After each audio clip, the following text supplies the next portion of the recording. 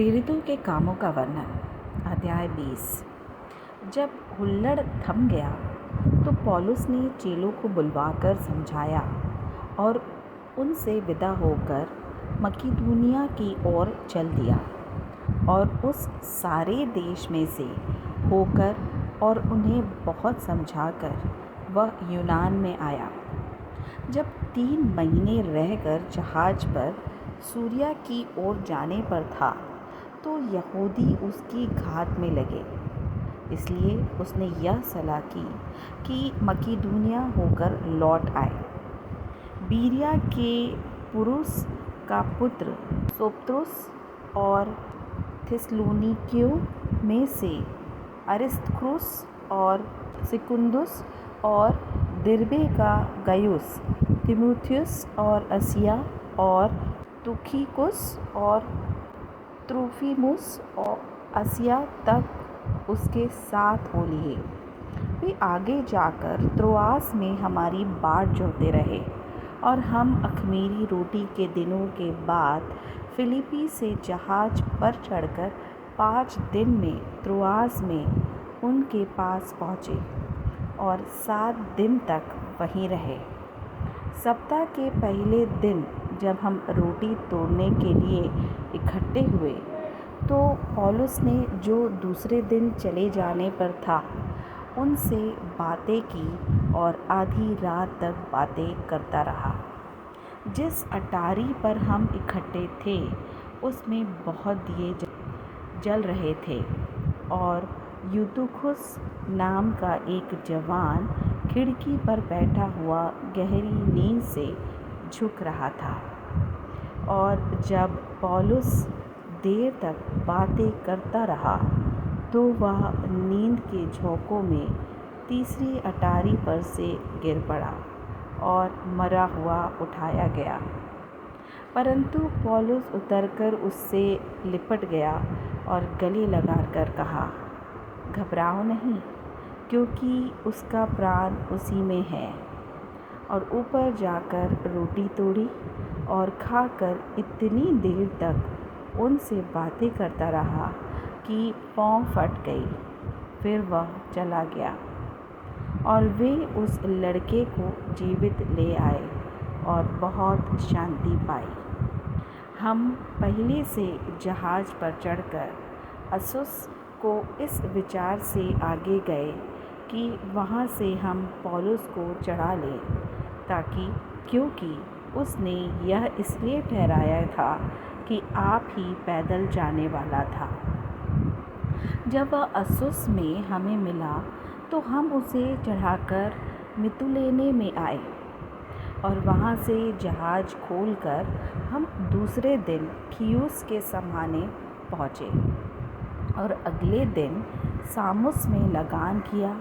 फिर दूसरे दिन मिलेतुस में आए, क्योंकि पौलुस ने इफिसुस के पास से होकर जाने की ठानी थी कि कहीं ऐसा ना हो कि उसे आसिया में देर लगे, क्योंकि वह जल्दी करता था कि यदि हो सके तो उसे पेंतकुस का दिन यरूशलेम में कटे।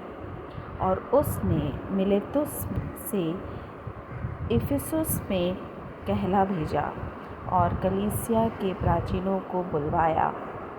जब वे उसके पास आए तो उनसे कहा, तुम जानते हो कि पहले ही दिन से जब मैं आसिया में पहुंचा, मैं हर समय तुम्हारे साथ किस प्रकार रहा, अर्थात बड़ी दीनता से और आंसू बहा कर, और उन परीक्षाओं में जो यहूदियों के षड्यंत्र के कारण मुझ पर आ पड़ी। मैं प्रभु की सेवा करता ही रहा और जो बातें तुम्हारे लाभ की थीं उनको बताने और लोगों के समझाने और घर घर सिखाने से कभी ना झिझका, वरन यहूदियों और यूनानियों के समझाने गवाही देता रहा कि परमेश्वर की ओर मन फिराना और हमारे प्रभु यीशु मसीह पर विश्वास करना चाहिए। और अब देखो, मैं आत्मा में बंधा हुआ यरूशलेम को जाता हूँ और नहीं जानता कि वहाँ मुझ पर क्या क्या बीतेगा। केवल यह कि पवित्र आत्मा हर नगर में गवाही दे दे कर मुझसे कहता है कि बंधन और क्लेश तेरे लिए तैयार है, परंतु मैं अपने प्राण को कुछ नहीं समझता कि उसे प्रिय जानूं, वरन यह कि मैं अपनी दौड़ को और उस सेविकाओं को पूरी करूं जो मैंने परमेश्वर के अनुग्रह के सुसमाचार पर गवाही देने के लिए प्रभु यीशु से पाई है। और अब देखो, मैं जानता हूँ कि तुम सब जिनमें मैं परमेश्वर के राज्य का प्रचार करता फिरा मेरा मुंह फिर ना देखोगे। इसलिए मैं आज के दिन तुमसे गवाही देकर कहता हूँ कि मैं सब के लोगों से निर्दोष हूँ, क्योंकि मैं परमेश्वर की सारी मनसा को तुम्हें पूरी रीति से बनाने से ना झिझका।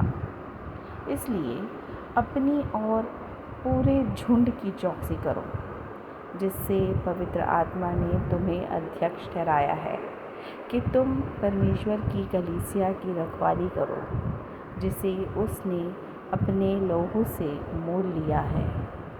मैं जानता हूँ कि मेरे जाने के बाद फाड़ने वाले भेड़िए तुम में आएंगे, जो झुंड को ना छोड़ेंगे। तुम्हारे ही बीच में से भी ऐसे मनुष्य उठेंगे जो चेलों को अपने पीछे खींच लेने को टेढ़ी मेढ़ी बातें कहेंगे। इसलिए जागते रहो और स्मरण करो कि मैंने 3 वर्ष तक रात दिन आंसू बहा कर हर एक को चेतावनी देना ना छोड़ा। और अब मैं तुम्हें परमेश्वर को और उसके अनुग्रह के वचन को सौंप देता हूँ, जो तुम्हारी उन्नति कर सकता है और सब पवित्रों में साझी करके मिरास दे सकता है। मैंने किसी की चांदी सोने या कपड़े का लालच नहीं किया। तुम अपने ही जानते हो कि इन्हीं हाथों ने मेरी और मेरे साथियों की आवश्यकताएं पूरी की। मैंने तुम्हें सब कुछ करके दिखाया कि इस रीति से परिश्रम करते हुए निर्बलों को संभालना और प्रभु यीशु की बातें स्मरण रखना अवश्य है कि उसने आप ही कहा है कि लेने से देना धन्य है। यह कहकर उसने घुटने टेके और उन सब के साथ प्रार्थना की। तब वे सब बहुत रोए और पौलुस के गले में लिपट कर उसे चूमने लगे। वे विशेष करके इस बात का शोक करते थे जो उसने कही थी कि तुम मेरा मुंह फिर ना देखोगे, और उन्होंने उसे जहाज तक पहुंचाया।